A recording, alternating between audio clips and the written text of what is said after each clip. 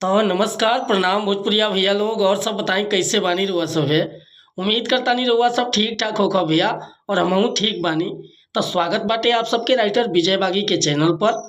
और आज उपस्थित बानी भैया रउआ सबके बीच में लेके होली स्पेशल एकदम ब्रांड नया मीटर। दिल से बताओ तनी भैया कि एकर नया म्यूजिक बनवा के आ बढ़िया तरीका से फर्स्ट क्लास गा दे तनी तो होली में एकदम गर्दा करी मीटर भैया। तो चलिए देर ना करते हुए मैटर के शुरुआत कल जा कि कैसे गीत के गावे के बा, का एकर धुन बा, का लय बा। लेकिन वीडियो स्टार्ट करे से पहले भैया एगो बात बतावल चाहब। अगर आप नया सिंगर बानी आ सिंगिंग में इंटरेस्ट बा, अच्छा मैटर के तलाश में भटकतानी, बढ़िया गीत नहीं खे मिलत, सही तुकबंदी नहीं खे मिलत या आपके मन पसंद के गाना नहीं खे मिलत, तब भैया अगर हमारा चैनल पर आ गई बानी तो सबसे पहले चैनल के सब्सक्राइब कर ली, बेल आइकन प्रेस कर ली ताकि हर रोज सबसे पहले हमारा वीडियो का अपडेट आप तक पहुँचे। काहे कि भैया हर रोज मॉर्निंग में रुआ सब खतरा वीडियो बना के हम डालीला आ हर तरह के मैटर लिखीला।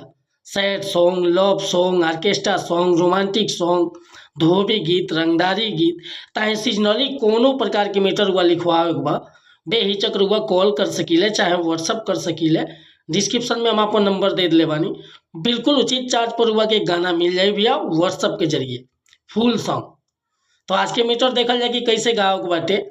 आज के मीटर बाटे एगो औरतिया बड़ा भाव में कहतिया जौना के पति परदेश बड़ा कि चढ़ल फागुन पिया बड़े परदेश हो आ तनिको न बुझता रे मेहर के कलेश हो। अरे चढ़ल फागुन पिया बड़े परदेश हो तनिको न बुझता रे मेहर के कलेश हो। तड़पत भीतर जियरबा होली में चोली, अरे होली में चोली रंगियो सुनैहर के यरबा, होली में चोली रंगियो सुनैहर के यरबा।